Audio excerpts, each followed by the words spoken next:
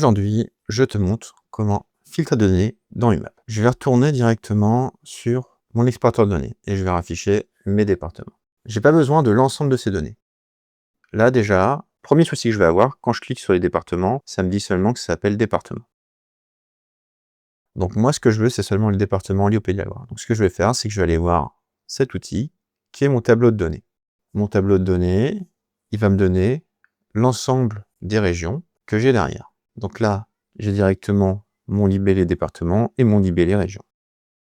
Ce que je peux faire, c'est faire un filtre des données. Je vais cliquer dessus et je vais aller dans gérer les filtres. J'ai bien ma carte département. Et là, je vais faire nouveau filtre. Je vais filtrer sur mon DREG et je vais appeler ça filtre région. Et là, j'ai plusieurs choix possibles dans le type de filtre.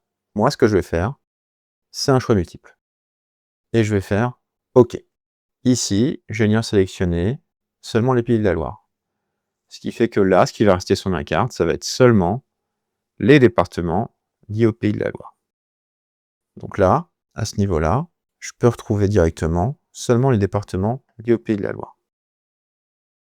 Si je veux revoir mes filtres, je vais juste à recliquer ici et je vais dans gérer les filtres pour les revoir. Là, si je veux interagir sur une autre partie, cette partie-là, filtre, j'ai juste à cliquer dessus pour la masquer et je retrouve les éléments de ma carte. Sauf que les éléments de ma carte, ils s'appellent toujours département. Donc là, je vais aller sur l'outil crayon qui est juste ici. Et je vais cliquer sur éditer. Ici, il va ouvrir les propriétés du calque, donc de ma carte. Et ce que je vais pouvoir faire, c'est aller dans les options d'interaction. Là, j'ai plusieurs choses qui sont réglables. Je peux avoir la forme du pop-up. Donc là, ça va être comment mon petit panneau d'information qui est ici peut apparaître. Si je veux que ça soit plutôt un panneau latéral, comme cela, ou alors je laisse l'option par défaut, pop-up.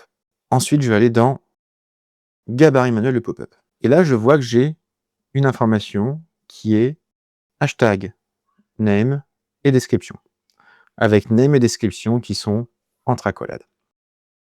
Je vais cliquer sur le petit bouton qui est ici. Et ce bouton va me dire que là, je suis sur un formatage de mes propriétés. Ça veut dire que quand j'aurai un dièse, je serai sur un titre de niveau 1.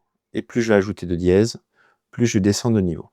Mes accolades, elles me servent à dire que je fais référence à un champ. Donc là, mes informations vont être remplacées par ce que j'aurai comme nom de champ. Je te montre. Je vais recliquer ici.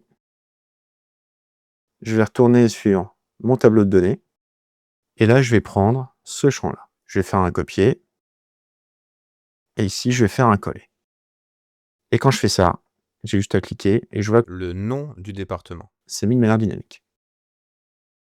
Je vais faire la même chose pour le numéro de département. Pour gagner du temps, je fais juste un copier de ce que j'avais avant. Comme ça, j'ai pas besoin de rechercher les accolades. Et là, je vais m'en rajouter un second dièse. Et la deuxième information que je vais renseigner, ça va être celle-là.